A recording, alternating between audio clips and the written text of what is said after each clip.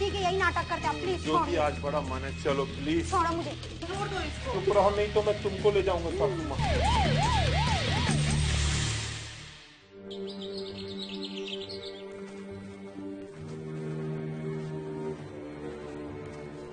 ये फेंक देते हैं। चलो ठीक है ना, बहुत थक गए हैं ऐसे भी। ये बदबू कहाँ से आ रहा है? हाँ यार, आ तो रहा है यार, मेरे को भी तो लग रहा है ऐसा। अच्छी तरफ देखते हो रहा है, उधर से आ रहा है, बहुत बदबू आ रहा है यार। ये खा। अरे बहुत बदबू आ रहा है। हाँ हाँ, पुलिस यहाँ पे एक बोरी पड़ी हुई है, उसमें खून लगा हुआ है। खूनी जुर्म से लिपटा ये एपिसोड रस्तों के भंवर में फंसे लोगों की एक सच्ची दास्तान है, जिससे बाहर निकलने के सारे रास्ते जब बंद हो गए तो खून से लिखे गए इसके अल्फाज। सत्य घटना पर आधारित इस एपिसोड के सभी पात्र काल्पनिक हैं, जिनका घटना से कोई संबंध नहीं है। साथ ही वारदात की संवेदनशीलता को देखते हुए उन्हें काल्पनिक नाम दिए गए हैं। तारीख 25 अक्टूबर 2015, दिन रविवार, जगह सरकंडा थाना क्षेत्र, बिलासपुर, छत्तीसगढ़।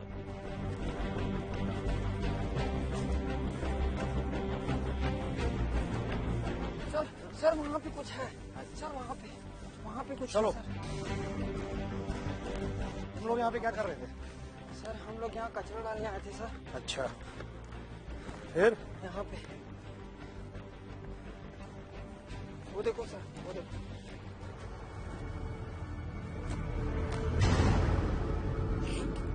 ओला, देखो क्या।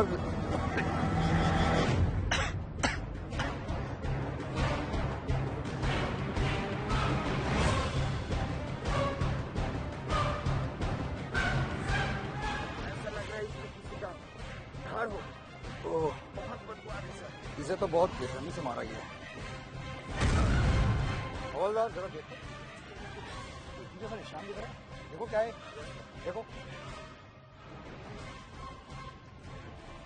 सर टैटू तो है, लेकिन कातिल ने इसे खरोच कर मिटाने की कोशिश की है।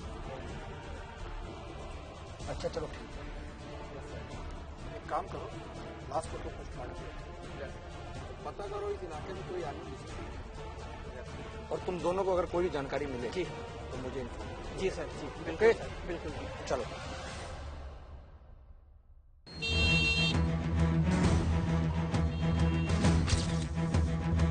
किसी शख्स का धड़ मिलने के बाद ये तो साफ हो गया था कि उसकी मौत स्वाभाविक तो नहीं है, लिहाजा पुलिस ने पहली ही नजर में कत्ल का मामला दर्ज कर लिया और शव की शिनाख्ती के लिए अपने प्रयास तेज कर दिए।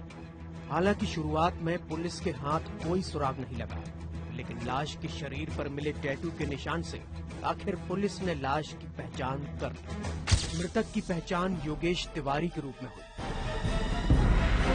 जो शहर के राजनगर इलाके में रहता था। योगेश आपराधिक प्रवृत्ति का था, जिस पर हत्या सहित कई दूसरे संगीन मामले दर्ज थे। काका,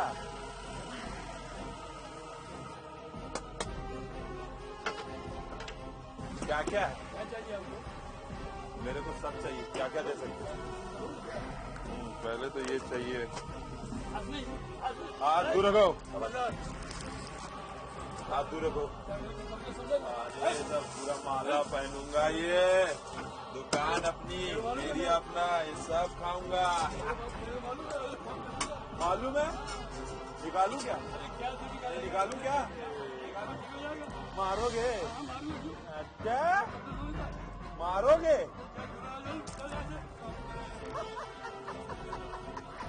अरे चल चल, जो करना कर लेना।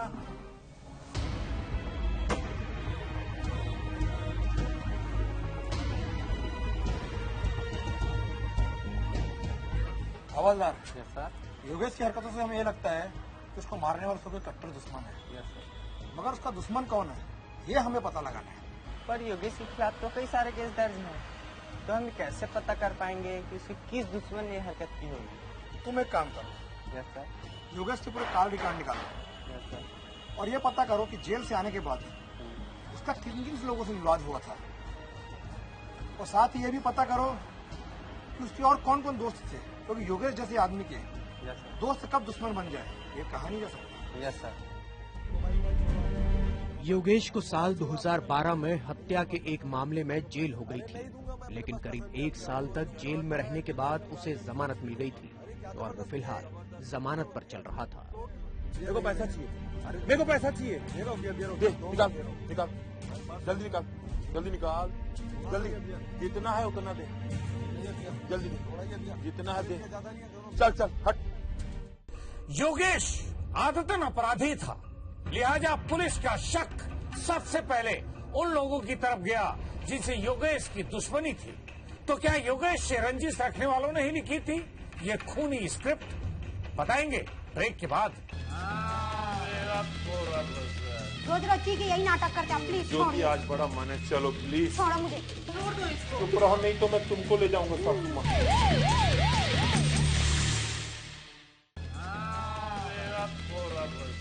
रोज रोज की यही नाटक करते हैं, प्लीज ज्योति आज बड़ा मन है, चलो प्लीज छोड़ो मुझे। चुप रहो, नहीं तो मैं तुमको ले जाऊंगा सासू। बिना हाथ पैर और सिर वाले धड़ की पहचान होने के बाद पुलिस ने अपनी जांच में तेजी लाई।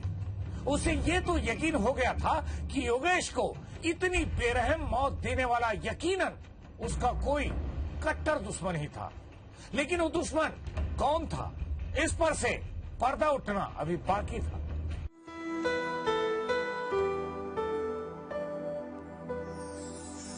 क्या बात है ज्योति, आज तुम बहुत खूबसूरत लग रही हो।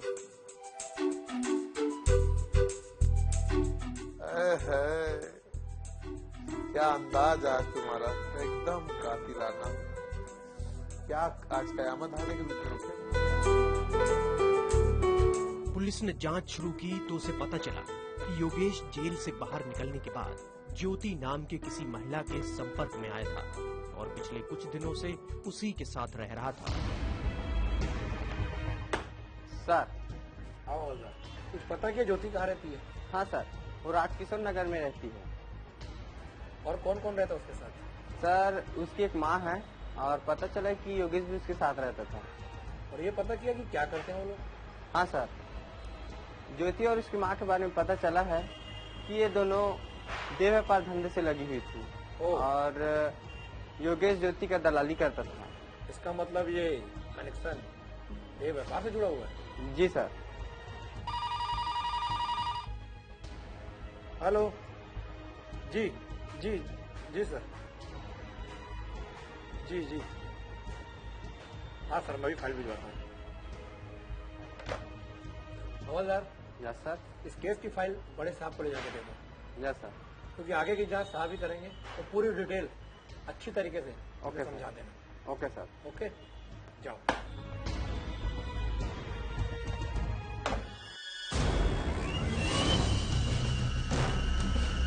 ज्योति और योगेश के धंधे की जानकारी लगने के बाद पुलिस को ये तो लगने लगा था कि योगेश के मर्डर के पीछे कहीं न कहीं अवैध कारोबार है, लिहाजा वो ज्योति के घर जाकर उससे पूछताछ करने जा रहे हैं।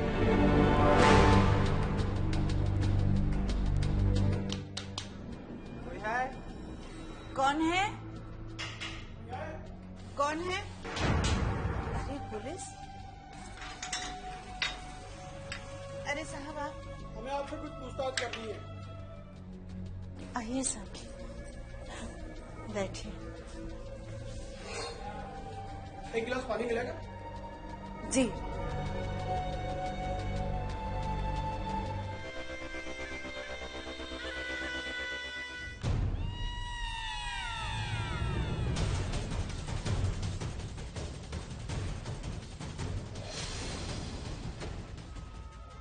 Thank you. ज्योति का उसे बुलाइए। जी अभी बुलाते हैं। ज्योति।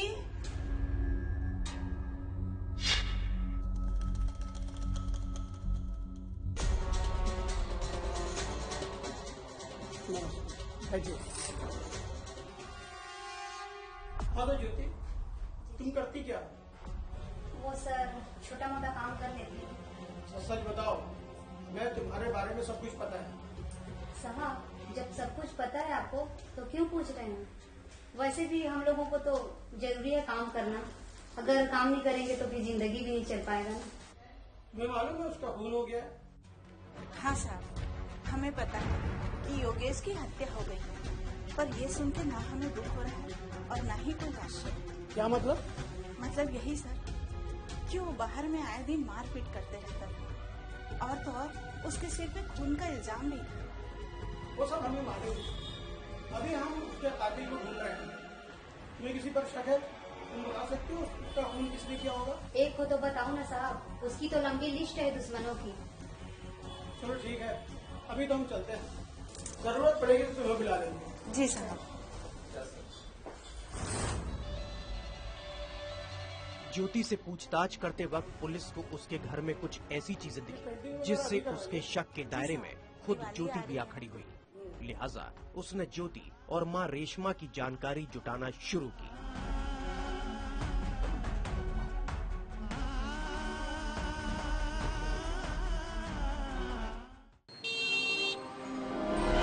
इसके बाद पुलिस ने दोनों को बुलाकर सख्ती से पूछताछ की। अब सच बता दो, क्यों मारा तुम माँ बेटी ने? हमने नहीं मारा साहब, हमने कुछ नहीं किया है। प्लीज हमें छोड़ दो साहब। ये सीधे बताते हो या हम अपनी उंगली टेढ़ी करें? कुछ देर पुलिस को गुमराह करने के बाद आखिरकार माँ बेटी ने अपना जुर्म कबूल कर लिया। बताती हूँ साहब, बताती हूँ।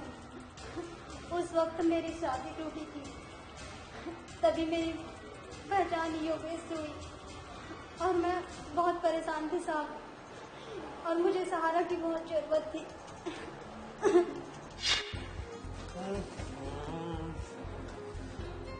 क्या बात है ज्योति? योगेश, तुम मुझसे शादी करोगे ना? हाँ हाँ, क्यों नहीं? तुम्हें कोई शक? फिर तो हम लोग शादी करके हमेशा साथ साथ रहेंगे।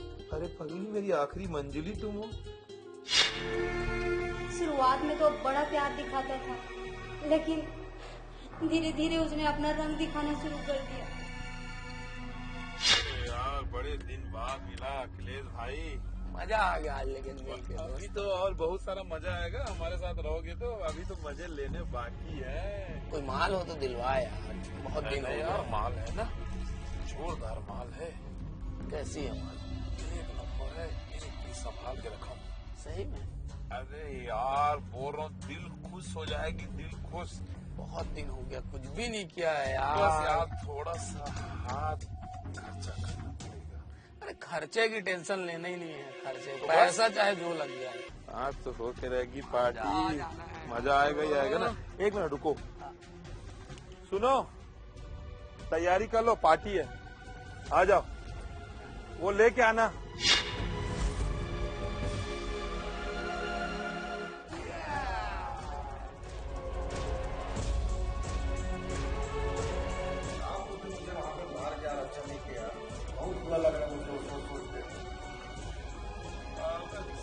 यार मार दिया तो मार दिया ना, आप तो पार्टी मना रहे हैं ना यार, एंजॉय करना यार। क्या मतलब है मेरे दिल पर छोटी छोटी बात लेके बैठा है तू यार।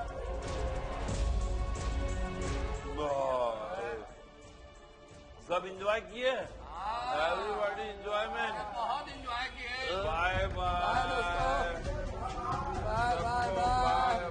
रात तो हो गई, अब बाय बाय। अभी बुलवाता हूँ। ज्योति, ज्योति, ज्योति डार्लिंग, अरे ज्योति।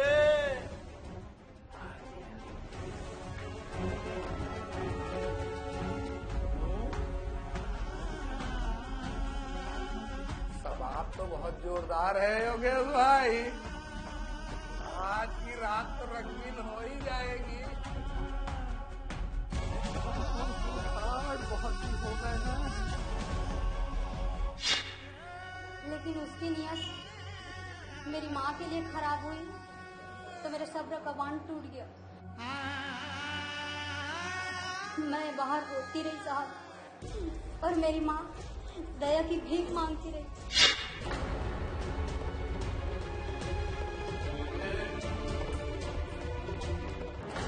बना के रखी क्या है। हुआ? फिर आ गए पी के आज पी के भी आया हूँ और आज बड़े मूड में भी हूँ। आज अपनी बाहों का सहारा दे दो। क्या कर रहे हो? छोड़ो मुझे। चलो मेरे साथ। नहीं। चलो बोला ना रूम में। हे भगवान, इस आदमी को कब तक झेलना पड़ेगा? हम तो इसकी वजह से परेशान हो गए हैं। कहाँ छोड़िए। आज तक बहुत मने से मसा नहीं कर सकती ज्योति, प्लीज। छोड़िए बोली ना। क्या है ज्योति? मम्मी, ये रोज रोज ना हम लोगों की जान खा देगा।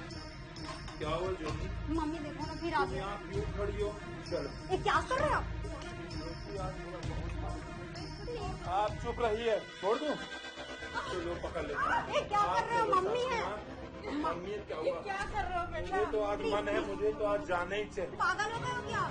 क्या कर रहे हो आप? छोड़िए ना प्लीज। आप चलो मेरे साथ। प्लीज छोड़ दीजिए ना। कैसे कर रहे हो? माँ है ना। छोड़ो। जब मैंने तुमको कहा कि तुमने मेरा कहना क्यों प्लीज छोड़ दीजिए। आपके हाथ जोड़ नहीं छोड़ूंगा। तुम नहीं तो तुम्हारी माँ सही। प्लीज। हटो।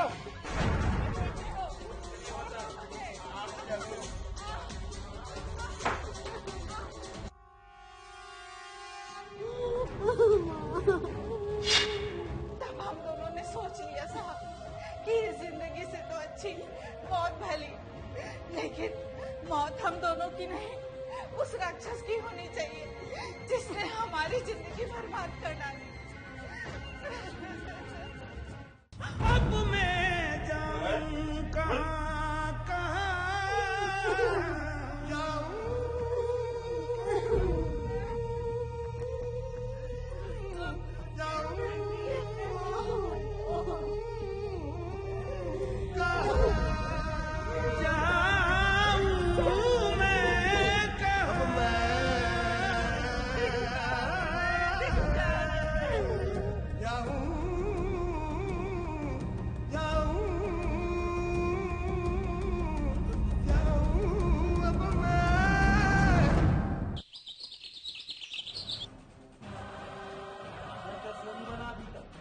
आज खाना नहीं बना है सर।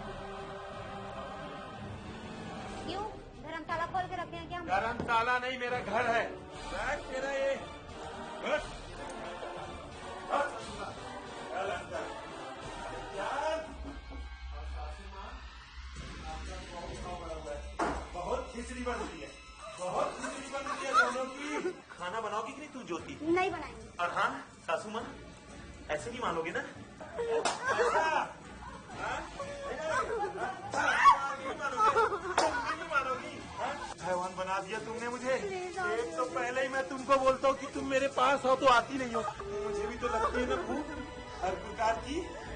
मेरी भूख का ख्याल रखा, इसीलिए तो सासू माँ मैं जानवर बन गया। बहुत हो गया नौटंकी, अब नहीं सहने वाला योगेश।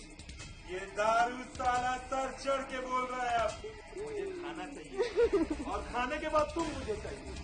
सासू माँ, उठाओ अपने वो बाका बर्तन, जल्दी आधे घंटे में रेडी करो।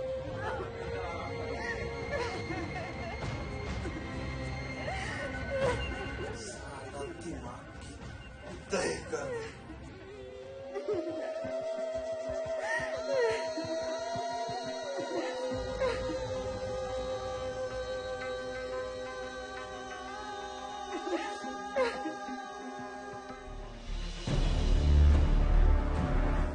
अब बहुत हो गई चिल्लत भरी जिंदगी।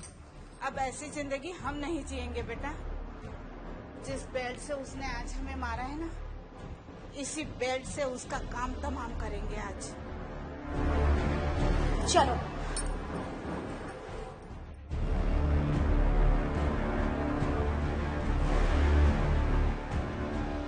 बहुत मार रहा था ना तुम? मार।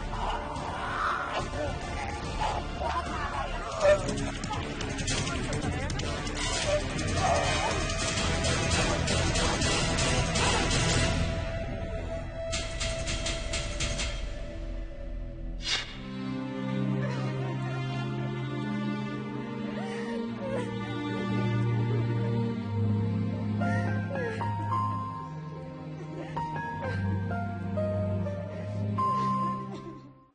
ज्योति और उसकी माँ ने अपनी आप बीती सुनाई तो पुलिस भी हैरान रह गई। लेकिन पुलिस के जहन में अब भी एक ही सवाल था कि आखिर क्यों माँ बेटी ने किए लाश के टुकड़े। बताएंगे एक और ब्रेक के बाद। रोज रोज ठीक है यही नाटक करते हैं, प्लीज ज्योति आज बड़ा मन है, चलो प्लीज छोड़ो मुझे। छोड़ दो इसको। चुप रहो, नहीं तो मैं तुमको ले जाऊंगा सासू माँ।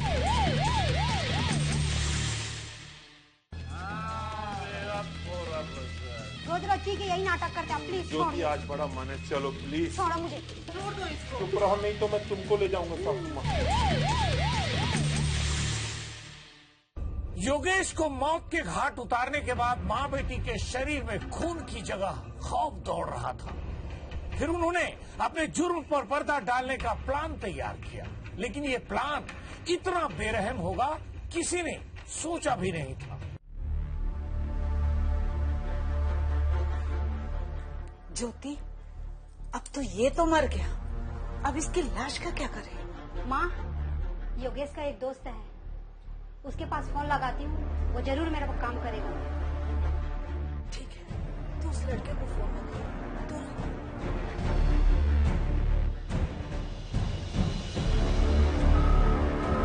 हाँ ज्योति, तुम अभी के अभी घर आ जाओ। अरे इतना हड़बड़ाई हुई क्यों हो यार? नहीं, सवाल जवाब मत करो प्लीज, मेरे घर। हाँ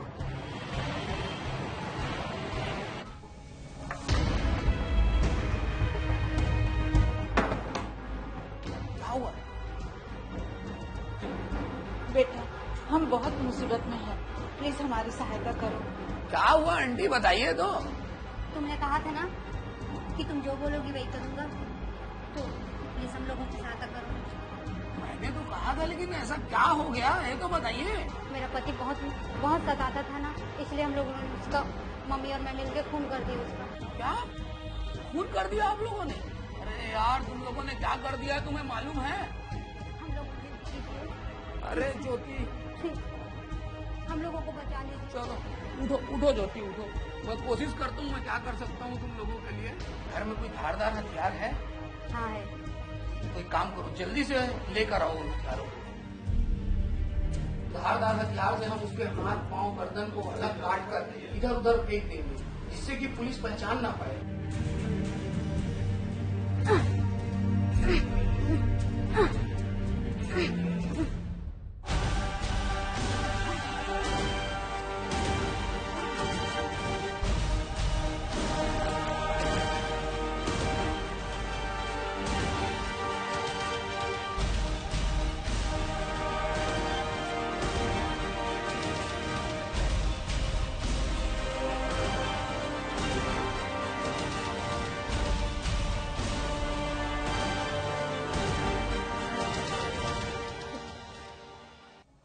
करीब 5 साल पहले ज्योति ने मृतक के साथ लव मैरिज की थी, लेकिन साल 2012 में वो हत्या के जुर्म में जेल चला गया।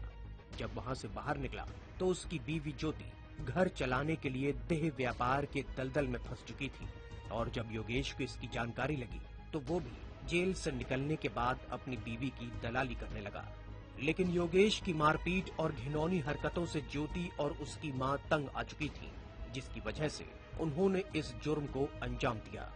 वहीं इस वारदात को छिपाने में अनिल नाम के युवक ने भी उनका पूरा साथ दिया, जिसका नाम सामने आने के बाद उसे भी गिरफ्तार कर लिया गया। फिलहाल ये मामला न्यायालय में विचाराधीन है। खून के इल्जाम में योगेश जमानत पर जेल से बाहर तो आ गया, लेकिन उसके अपराध का सिलसिला अभी थमा नहीं था।